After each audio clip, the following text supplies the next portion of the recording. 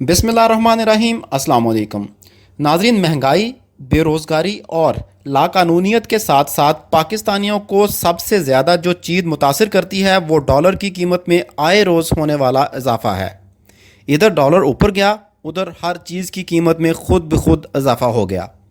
इस वक्त भी यही सब कुछ हो रहा है, जिससे ना सिर्फ आम शहरियों की माशी हालत बुरी तरह मुतासर हुई है, बल्कि मुल्की कर्ज़ों में भी रिकॉर्ड इजाफ़ा होता जा रहा है। क्या वजह है? हुकूमत डॉलर को कंट्रोल क्यों नहीं कर पाती?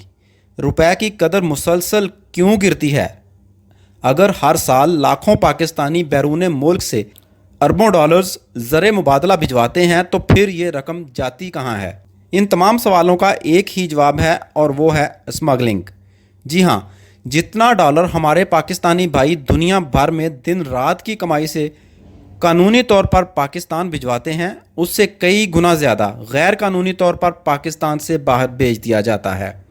डॉलर की यही स्मगलिंग इसकी कीमत में बेतहाशा इजाफे का सबब है।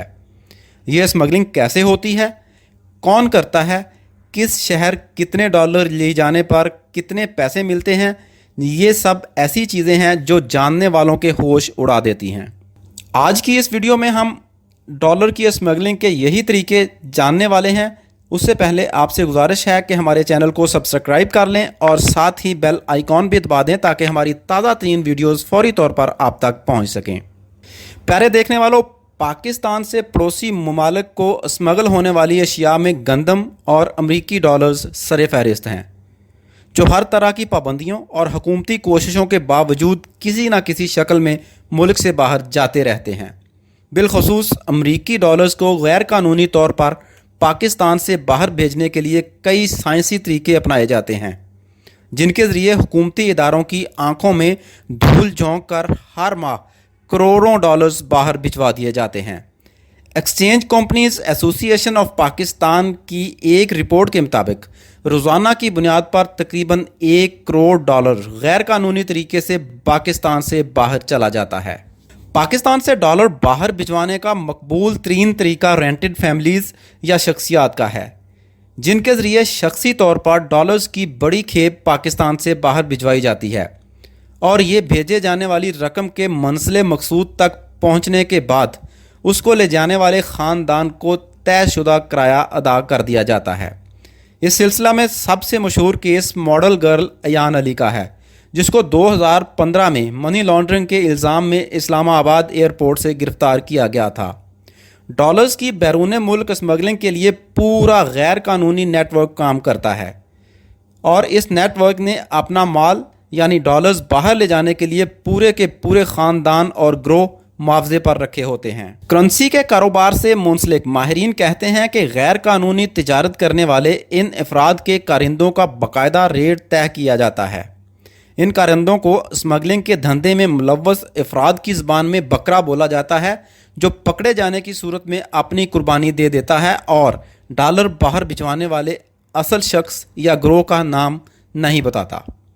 इस खिदमत के एवज़ उसको रुपयों में फ़ी डॉलर रकम दी जाती है, जो $1 2 रुपये से लेकर कुछ भी हो सकती है।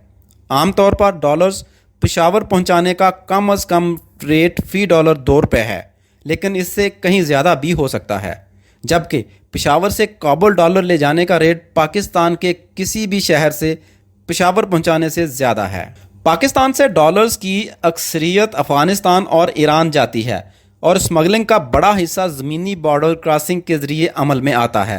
ताहम इस तजारत का कुछ हिस्सा दुबई और दीगर खलीजी रियासतों से भी मुंसलिक है।